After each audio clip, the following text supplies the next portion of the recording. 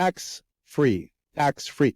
Two words that you should love when they're combined to equal tax-free. Hey there, Kenneth French with vastsolutionsgroup.com. Again, vastsolutionsgroup.com. We're here to talk about tax-free investing, and even we're going to have some elements that are going to surprise you, because we're going to be talking about ways to make you money on a tax-free basis, sometimes using insurance, sometimes some elements that are, you're going to be surprised as a result of this. We're not going to take too long. We're going to go through it very briefly, but it's going to be briefly enough that I think you're going to learn enough that you're going to say, oh, that all that stuff was possible.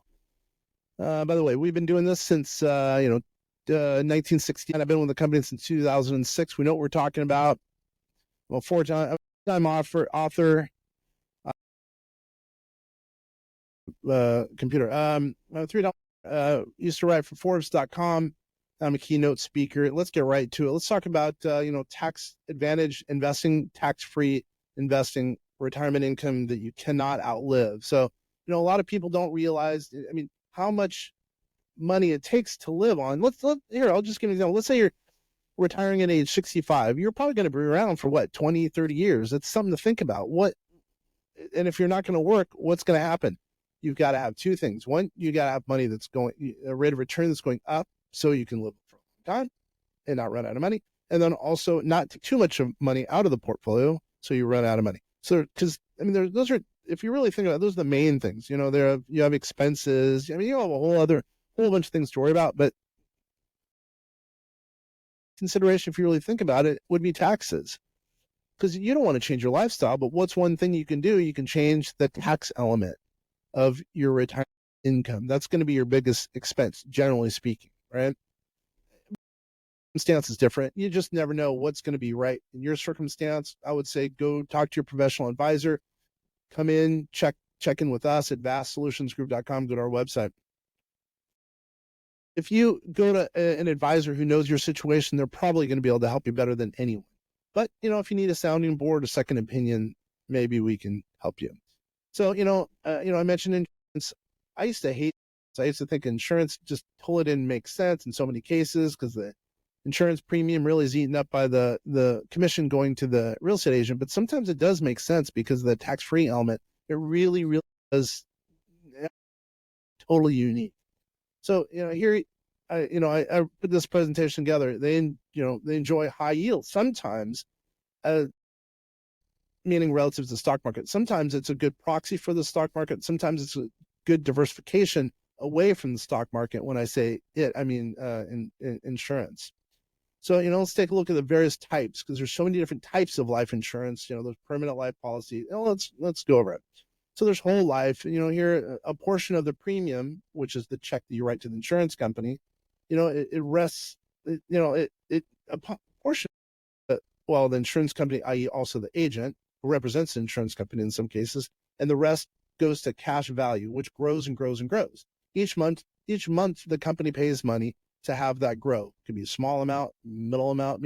The insurance company is the one that announces what the whole life policy's cash value would be. Here, universal life, its interest rate is paid to the policyholder based on changing market rates.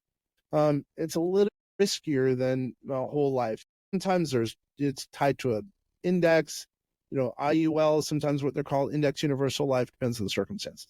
And then variable life. This is the most risky type. So let's just say a whole life is intended for someone who's a little bit older, a little bit more mature, who doesn't want any money to go down, the investments go down. Universal life, someone who's a little riskier. And a variable life policy is someone who can be very risky, because the market portfolio, the portfolio is tied to usually an index, which is tied to the stock market. So it goes up and down a lot. And significantly. It buys stocks, bonds, et cetera, et cetera. So it's not I'm in the middle. Whole life is conservative, variable life, very conservative. Universal life is a little bit more conservative, because it's based on the maximums, the insurance company. Variable life, generally speaking, it doesn't. It can go up a lot and it could go down a lot. Hence the reason I say that, it's made for someone who can be a little bit more aggressive in their investments. So what are the guarantees? Let's talk about that. They guarantee the death benefit, generally speaking, by the way. It's funny. I wrote it upside down. There's a reason, actually. Since both the death benefit and the cash value are guaranteed, you'll know the quote from the quote how much money you're going to have down the road. The insurance company can tell you if you put in X dollars today, you'll have whatever $300,000 down the road. Okay. Return is also guaranteed, so you'll know what you're going to get when you're retired. When you retire or take the money out, or no, when you retire. So, and it guarantees the death benefit. There's another one that's upside down. You'll see why. Way in the chat. The insurance company for life, by the way, I'm just giving an example for now, universal life. Insurance company estimates a range of dollars you could have by a certain range, going into it. So the actual amount, though, could be more or less than the company's estimate. So it's a rough estimate. Interest rate, time, right? And the variable annuity, the company make an estimate based on market trends, but it's all depends on the money you invest and how the stock market goes. Again, hence the reason it's a little bit more risky. Tax strategy, how to get tax-free gains. Avoid canceling your policy. Don't cancel your policy because therefore it's not tax-free. The money in your life insurance account grows tax-deferred as long as you leave it in the account and you don't owe taxes on it. The cool thing is you don't owe taxes on it. Now, if here you see, if you decide to cancel your life insurance policy and cash out your investments, you owe taxes on those gains. So you should, generally speaking, avoid cashing out your policy. Now, if you follow this process, the one I'm just about to mention, you can get a policy loan. Luckily, the government does not tax loans. They won't. That'd be tough for them to tax loans. So the death benefit could pay off your loan down the road. That's kind of the magic of these policies. I'm learning more and more that's the case. The government does not tax life insurance death proceeds at all. You use a life insurance policy as a tax-free investment. Now let's talk about the downside, right? You have to be healthy enough to qualify for the insurance. If you're, I've had some people really, really, really, really ill and, they're coming close to death and they can't get life insurance even though they probably want it. What's the best time to get life insurance? When you don't need it, right? It might be an option if you have serious health issues in some cases, but generally speaking, no, because you have to do a medical exam. And by the way, some use that as an advantage. Instead of going to an exam for the doctor, you could apply for life insurance and you get your life insurance exam quicker. Makes sense in some cases. Investment, again, the downside, your investment gains will be lower than if you had just invested in the stock market because of fees, money goes to the death benefit, money goes to the insurance company and the agent, etc. Now, how can life insurance investing be beneficial? Because everyone's been talking about infinity investing, invest in yourself. That's to a certain extent kind of what this is about. Some people are now more than ever talking about that as a means for increasing the net worth. How can life insurance investing be beneficial? It's really advantageous if you cannot qualify for a regular retirement. So let's say you've tapped out your 401k, you've tapped out your defined benefit plan or your IRA, whatever the case is. So if you're making too much, you're not allowed to use your IRA. So why not then use life insurance? And we have a lot of people who are, as a matter of fact, who, they've tapped out their defined benefit, which you can usually put in the most in defined benefit plan. And so they think, well, wow, what do I do now? They look at life insurance policy. Now, so you've tapped out your tax deductible defined benefit plan. You've tapped out or put as much as you can in the 401k. What then? You're looking around. You don't know what else. One option to think about is the life insurance policy, because the nice thing about that is there's no maximums, just like there is for a profit sharing plan, defined benefit plan, 401k plan. Okay. And there's income restrictions. Now, let's keep talking about some of the benefits. If you want life insurance to protect your family for your family's benefit, that's a huge benefit. And there's some estate planning issues that can be beneficial because you're using life insurance. Now, plus, I forgot that I put this down. If you struggle to make ongoing contributions to a retirement plan or investment plan, well, Permanent Life, it offers automatic investment. It makes you pull the money out to the policy. Annuity investing. I worked for ING for years, and we help people with annuities, variable annuities, fixed annuities, variable fixed annuities, etc. So let's talk about the various different ways of there's, generally speaking, two types of There's an accumulation phase where you put the money in and it grows and grows and grows. And then there's a payout phase or income phase when you're in retirement or you need money, it pays out to you, the investor. So what are the risks of both? On the fixed side, you know your rate of return, usually for a little bit more conservative people. You know exactly what you're going to receive in the fixed side, low risk, right? Variable annuities, bigger rate of return, generally speaking. You don't know what the portfolio is going to be worth down the road. Guarantees. Now, what's the top benefit of an annuity that life insurance does not offer? So we're now just talking about annuities. An annuity offers a guaranteed rate of return for the rest of your life. There's some benefits on top of annuities now. Offers of return. By the way, they offer rates of return that go for the rest of your life. Plus, you can have rates sometimes as high as 7%. You put in whatever, $100,000 on an annual basis, you're going to get a 7% rate of return, sometimes on the premium, sometimes on the growth. So meaning there's guarantees that are based on growth. And also when you start triggering the income, you get a rate of return. Okay. Get an illustrations, go talk to your advisor, go talk to your insurance provider about annuity payoffs and payouts. So you know what kind of income you're talking about down the road. Then the question is life insurance or annuity, which one's right? It really depends on the circumstances, but if you have children or need a life insurance policy, you want to take care of beneficiaries, sometimes life insurance. If you want to retire early, you can take out loans without restriction, invest in real estate, bank on yourself. You don't have to go to a bank for assets, right? Take money out of your policy. You don't have to repay the loan because the loan is affected at death. If you do die, well, the death that will be paid to the heirs will be reduced by whatever money you've taken out. So your heirs are taken care of, tax-free, which is pretty. An annuity, if your goal is to reach retirement with the most money, probably that, in my opinion, that makes sense. By the way, investment advice. I'm just giving, let's call it for entertainment. If you don't qualify for life insurance, you should get an annuity in some cases. And if you're single, you have no kids, you don't need life insurance, maybe annuity will make sense for it. Now let's talk about tax-free and tax-deferred income strategies. Strategy number one, use life insurance cash value for tax-free income for investing on, infinity investing, cash value investing. If you only use life insurance to fund your retirement, all your income would be tax-free, which is cool. Remember how I was talking about tax-free? Well, that's nice. You put in all your money into life insurance policy, income is tax-free that comes out of it, okay? And again, that's a good proxy. If you maximize your 401k, you've maximized your defined benefit plan, you have no other kind of ways to, tax strategies, tax-free investment of life insurance might make sense. As long as you keep your insurance policy in force, that's important. You can borrow money from it tax-free. Invest, like here, we have a lawyer putting money in his defined benefit plan, $200,000 a year. He saves roughly $80,000. He's in California.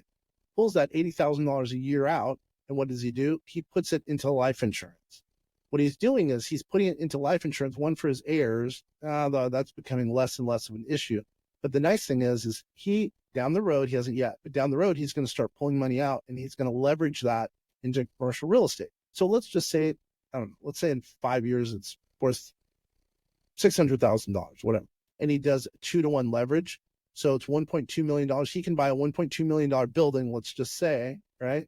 And the cool thing actually be a little bit less than that. Let's just say it's $1 million.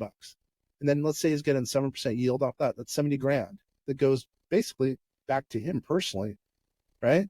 Think about that. Think about that. Now, you got to like that. Basically, it's all predicated on the government giving him a deduction of $80,000 on his defined benefit. Anyway, I digress. Then you die. The death benefit from the policy will pay off the loans. Nobody else has to pay them. The heirs don't have to worry about that. And if concept, the bottom line is defined benefit plan, tax result, invest the tax result into life insurance. You don't have to go to a bank when you pull money out, tax-free, invest it, leverage it. You have death benefit and leverage it to buy commercial property that's bringing in a yield. That money goes back to you, in this case, to him, to the lawyer, and he's living a pretty high in fat. Strategy number two, use annuity to guarantee income. You can ask the company to turn on annuity payments. You take an income for the rest of your life. Very nice. 1035 exchange. This at one point was very, very popular. It's going to become more popular here down the road as interest rates change a little bit. Life insurance. So now 1035, basically you can turn life insurance into annuity. The transaction is not a withdrawal. So you move it from one policy to another policy, and you get in tax-free. It's a tax neutral event, and then you take income stream down the road because you've moved it from life insurance into annuity, and you're taking income stream. Usually there will be higher annuity than it would have been in the cash value. And that's one thing to think about, especially if you're in a life insurance policy that's one of those infinity investing, and it doesn't make sense. It doesn't give you enough income. The annuity might get you much more income. And that strategy, use annuity plus life insurance. If you're married, base the annuity on one partner, let's say the spouse.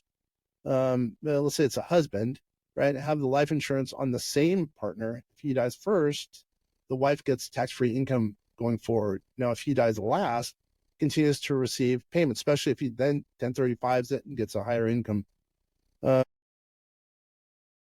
If you're younger, sometimes it makes sense, life insurance policy. Really, in that case, if you're doing the, infinity investing, investing in real estate for older, it's nice because you have the death benefit.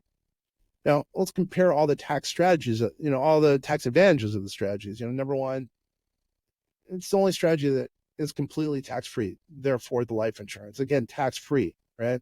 Number 2, 3, and 4, delay taxes until retirement, which gives you more time to grow. The longer you don't have to pay taxes, the higher the rate of return because you're not being taxed on the money on an annual basis. So let's say you put in 100,000, conceptually put in 100,000. Let's say there's a rate of 7%, and then the next year 7%, the next year 7%. Well, if you don't have to pay taxes on that, but you pay it when you pull the money out, you can strategize how you take the money and how you're impacted by taxes down the road. There's a lot of strategies when you're taking income out. So 2, 3, and 4, you delay taxes until retirement, which is nice, very nice. And then 4, life insurance annuity, you'll pay less tax because life insurance death benefits are tax-free. Now, how do you get started? You got to reach out. I would say reach out to your CPA first. Go over the math, have the CPA go over the math, and then talk to the life insurance agent. I know that's backwards, but I believe in, how do you know what, let's say option A is better than option B, unless you look at the finances. Usually I think CPAs are pretty good at looking at the mathematical elements of the two options and see which one's better for you, the investor.